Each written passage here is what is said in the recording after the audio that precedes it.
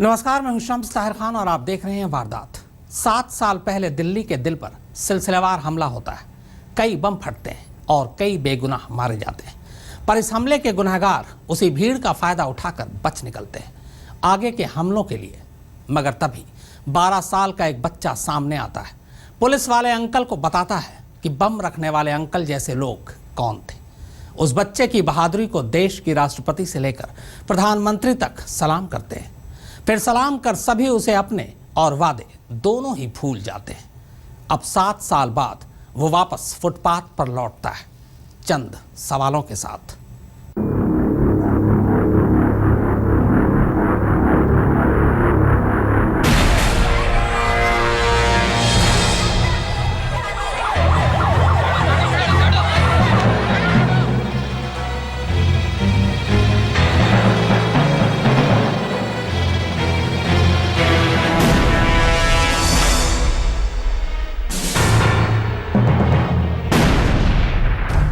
दिल्ली में serial blast, धमाके में 30 मौत, 120 घायल। तब उसकी उम्र सिर्फ 12 साल थी। वो था धमाके का इकलौता चश्मदीद। तब वो बन गया था पूरी दिल्ली का हीरो। लेकिन 7 साल बाद, जुलाई 2015,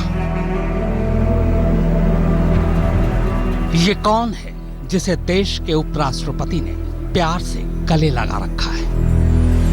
ये कौन है जिसकी बेमिसाल हिम्मत के किस्से अखबारों की सुर्खियां बनी? ये कौन है जिसके हाथों में तत्कालीन प्रधानमंत्री मनमोहन सिंह की दी हुई सुनहरे रंग की घड़ी चमक रही है? ये कौन है जिसके हाथों में फौलाद जैसा हौसला होने की गवाही देने वाले मेडल हैं? ये कौन है जिसकी जिंदगी इतनी खास होते हुए भी बेहद दर्द भरी है?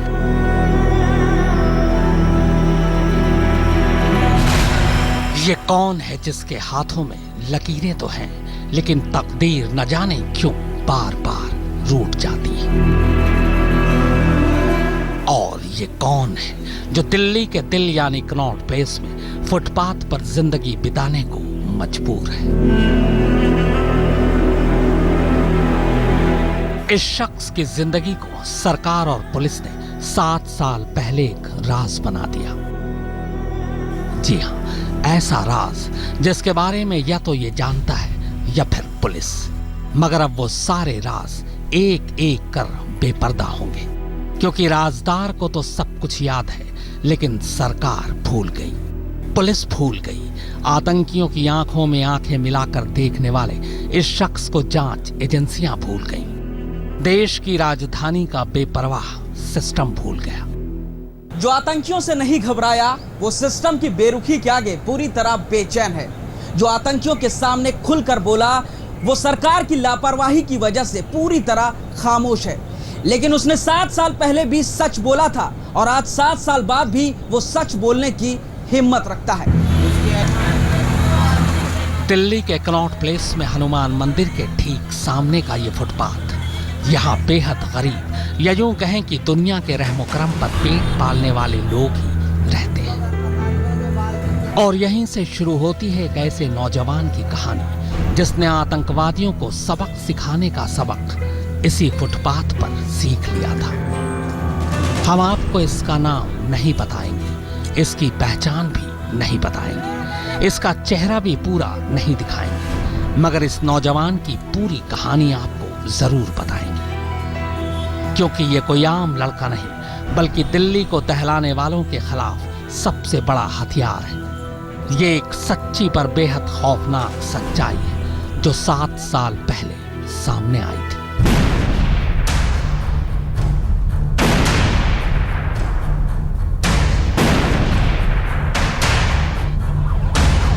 13 सितंबर 2008 की उस शाम को दिल्ली का दिल खून में नहा गया था। सीरियल ब्लास्ट के साथ दिल्ली के दिल कनॉट प्लेस में 30 लोगों की धड़कनें थम गई थी।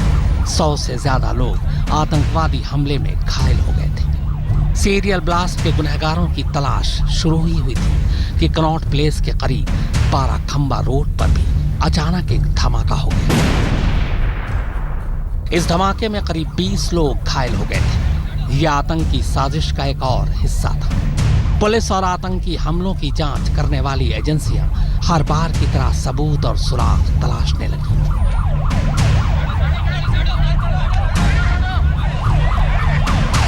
इसी बीच भीड़ को चीरता हुआ करीब 12 साल का एक बच्चा दिल्ली पुलिस के पास आता है। वो दावा करता है कि उसने धमाके की साजिश रचने वालों को अपनी आंखों से देखा है। वो कहता है कि धमाकों से ठीक पहले पानी पीने चला गया था, लेकिन 2 लोगों को उसने जाते जाते देखा जो इस पूरी तबाही के लिए जिम्मेदार थे। ये 2008 के सीरियल ब्लास्ट का इकलौता चश्मदीद था। पुनीत कुमार शर्मा, दिल्ली आज तक। फुटपाथ के इस हीरो ने 12 साल की उम्र में जिस दिलेरी का मुजाहरा किया, उसे देखकर देश के धाकड़ से धाकड़ पुलिस वाले भी दंग रह गए। खुद अपनी आंखों से आतंकवादियों को मौत बांटते देखकर भी वो डरा नहीं, बल्कि उसने आगे बढ़कर आतंकवादियों के चेहरे से नकाब नोचने की कोशिश की। तब सियासी रहनुमाओं ने उसके इस हौसले की दाद भी दी थी और मदद का भरोसा भी, लेकिन बदकिस्मती से ये दोनों ही चीजें वक्ती साबित हुई। जो 2008 में जो राहुल था वो सिर्फ एक 12 साल का बच्चा था, और अब जो राहुल है वो एक 19 साल का नौजवान है। पर फ़र्क इतना है कि वो उस समय भी गरीब था, उसके सर पे छत नहीं थी, और आज भी गरीब है और उसके सर पे छत नहीं है।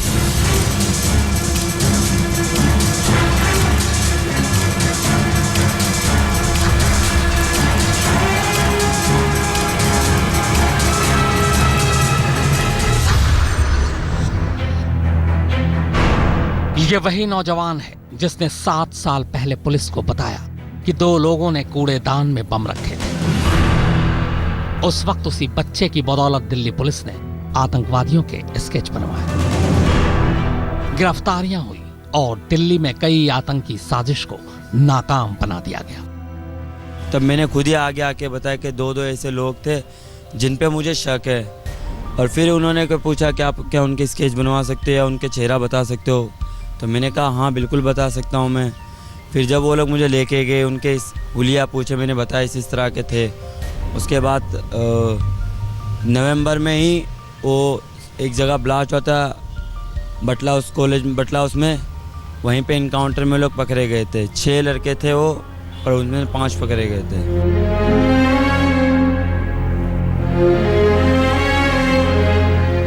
धमाकों के फौरन बाद 12 साल के इस बच्चे की बहादुरी को देश की तत्कालीन राष्ट्रपति प्रतिभा पाटिल ने भी सलाम किया था। 23 जनवरी 2009 को इसे बाकायदा वीरता पुरस्कार से नवाजा गया।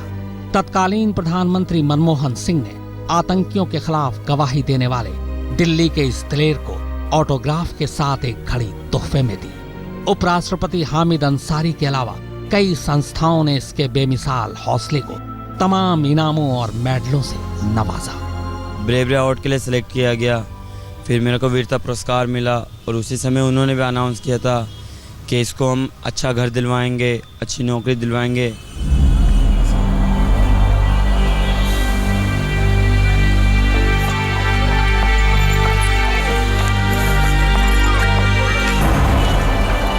तेरह सितंबर 2008 तक ये नौजवान अपने परिवार के साथ कनॉट प्लेस में फुटपाथ पर ही जीता था। पिता गुब्बारे बेचते थे और ये भी धमाके वाले दिन बाराखंबा रोड पर गुब्बारे ही बेच रहा था। मगर 13 सितंबर 2008 के बाद इसकी जिंदगी बदलने लगी।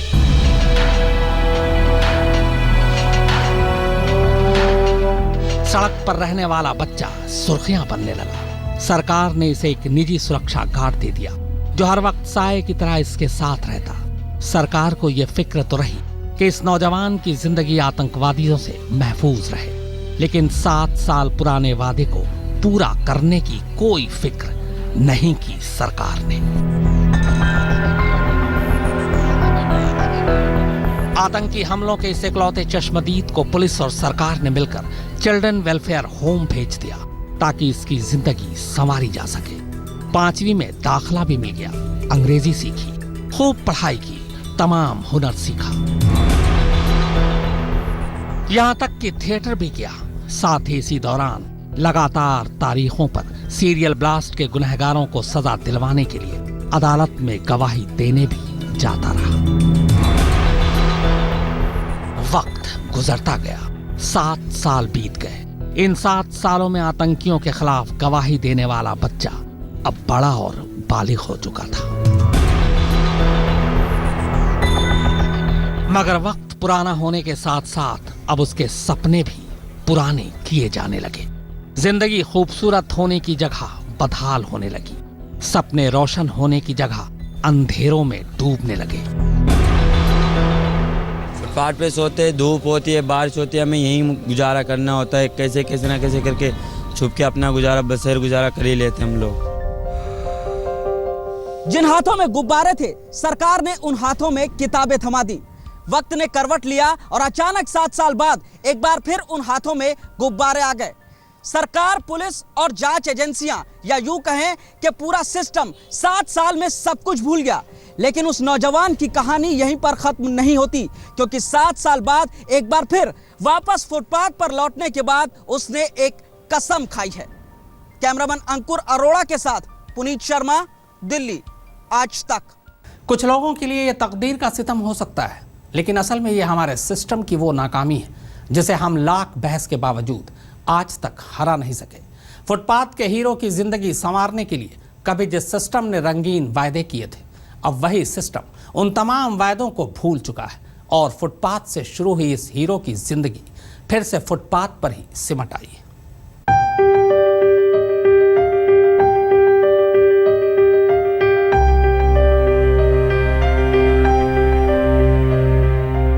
कनॉट प्लेस में हनुमान मंदिर के ठीक सामने फुटपाथ पर एक बहादुर लड़के का पूरा परिवार रहता है। करीब 22 लोगों के इस परिवार में कई बच्चे, बुजुर्ग और औरतें हैं। 2008 में जब सरकार ने इस परिवार के एक बच्चे को चिल्ड्रन होम भेजा तो सबको लगा कि इनकी भी तकदीर बदल जाएगी, मगर न उस बच्चे की किस्मत बदली और न ही इन लोगों की। फुटपाथ पर बचपन बिताने वाला लड़का एक छोटे से सपने के बाद वापस उसी फुटपाथ पर लौट आया है। अब वो यहीं पर पढ़ते हुए 12वीं के इम्तिहान की तैयारी कर रहा है। 2008 को दिल्ली में हुए सीरियल ब्लास्ट के इकलौते चश्मदीद गवाह के मन में इस बात की टीस है कि भारत सरकार ने अपने किए हुए वायदों को पूरा नहीं किया, लेकिन उसके मन में इस बात की भी खुशी है कि उसने अपना देश के प्रति फर्ज को निभाया है और आगे अगर जरूरत पड़ी तो वो आगे भी अपने देश के प्रति फर्ज को जरूर निभाएगा। लेकिन वो चाहता है कि वो आगे इस कदर सफल हो कि उसके परिवार को खुलेआम फुटपाथ पर अपनी जिंदगी यूं बसर ना करनी पड़े। दिल्ली के इस दिलेर के पिता करीब 35 साल पहले महाराष्ट्र के शोलापुर से आए थे। उन्होंने सोचा था कि कोई काम मिल जाएगा तो बच्चे यूं सड़क पर दर दर नहीं भटकेंगे। 2008 में सीरियल ब्लास्ट के बाद जिंदगी कुछ लम्हों के लिए बदली भी। जब सरकार आतंकवादियों के चश्मदीद की मदद करने लगी, उस वक्त लगा कि अब सारे सपने सच हो जाएंगे, सरकार हर वादा निभाएगी। बेहतर तालीम दिलवाने की कोशिश हुई तो लगा कि सरकार इस नौजवान को आशियाना देने के वादे पर भी अमल करेगी। मगर अफसोस कि 7 साल में सरकार सब कुछ भूल गई, मगर ये नौजवान कुछ नहीं भूला। सीरियल ब्लास्ट के गुनहगार तो अपने अंजाम तक पहुंच गए, लेकिन उनके खिलाफ गवाही देने वाले के ख्वाब टूटने की कगार पर है। पुनीत शर्मा, दिल्ली, आज तक। दूसरे नौजवानों की तरह उसकी आंखों में सुनहरे कल के सपने हैं। यह और बात है कि उसके सपनों में रंग भरने के बाद सिस्टम ने उन्हें फिर से स्याह कर दिया है। लेकिन वो बचपन में भी फाइटर था और अब भी फाइटर है। शायद यही वजह है कि वो सरकारी बेरुखी से मायूस तो है, मगर टूटा नहीं है। फुटपाथ पर पलने वाला ये बहादुर नौजवान देशभक्ति अच्छी तरह जानता है और राष्ट्रहित के पथ पर बहुत आगे जाना चाहता है। मगर बहुत सी मजबूरियां इसका रास्ता रोकती हैं। ये नौजवान बेमिसाल हौसलों वाला जांबाज पत्रकार बनना चाहता है। ये जिंदगी की कुछ बेहद गहरी हकीकत को थिएटर के जरिए पर्दे पर उतारना चाहता है। ये चाहता है कि सरकार उसकी और बदहाली में जी रहे उसके परिवार की मदद करे, अपने वादे पूरे करे। हम उम्मीद करते हैं और ये अपील भी कि इस नौजवान का दर्द और कहानी सुन और देखकर सरकार जरूर अपने भूले हुए वादों को याद करेगी। फुटपाथ पर बिखरे हुए इन लोगों को एक आशियाना देगी। ये वादा भी है और वक्त का तकाजा भी।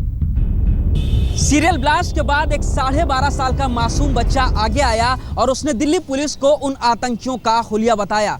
बाद में भारत सरकार ने उस मासूम बच्चे को सम्मानित भी किया और उसे शिक्षा और मकान देने के समेत कई वादे भी किए।